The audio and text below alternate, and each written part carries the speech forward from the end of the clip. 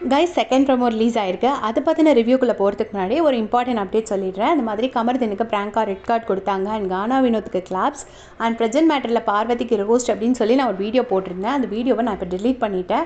ஏன்னா அது ஒரு ஃபேக் இன்ஃபர்மேஷன் வந்துருந்துச்சு. ஸோ அதை பற்றி தெரியாமல் நான் வீடியோ போட்டதுனால நான் வந்து டிலீட் பண்ணிட்டேன்.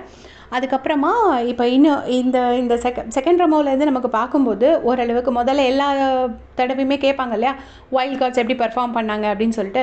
ஸோ ஒருத்தரும் அவங்களோட ரிவ்யூ சொல்கிறாங்க. ஃபஸ்ட்டு சபரி கிட்ட கேட்குறாங்க. சபரி உடனே சொல்கிறாரு, முதல்ல சாண்ட்ராலாம் வந்து இப்படின்னு வச்சாங்கன்னு சொல்லி சொடக்க வந்து நல்லா சவுண்டாக போட்டுட்டு நெக்ஸ்ட் டேயே சொடக்கு இப்படி ஒன்றும் இல்லாமல் போச்சு, எல்லாமே நமத்து போன பட்டாசு மாதிரி ஆயிடுச்சு அப்படிங்கிற மாதிரி சபரி சொல்கிறாரு.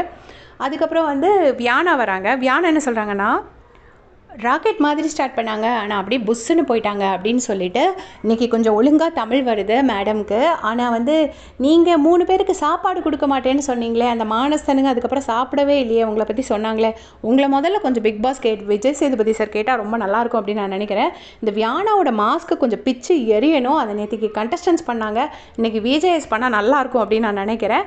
அதுக்கு அடுத்தது பார்த்திங்கன்னா கானா வினோத் சொல்கிறாரு, முதல்ல 1 2 3 எங்களுக்கு சொல்லித்தரேன்னு வந்தாங்க சார், அப்புறம் 5க்கு அப்புறம் என்னன்னு எங்ககிட்டே கேட்குறாங்க அப்படின்னு சொல்லி எப்போவுமே அவர் கொஞ்சம் ஃபன்னாக காமெடியாக தான் பேசுவார்.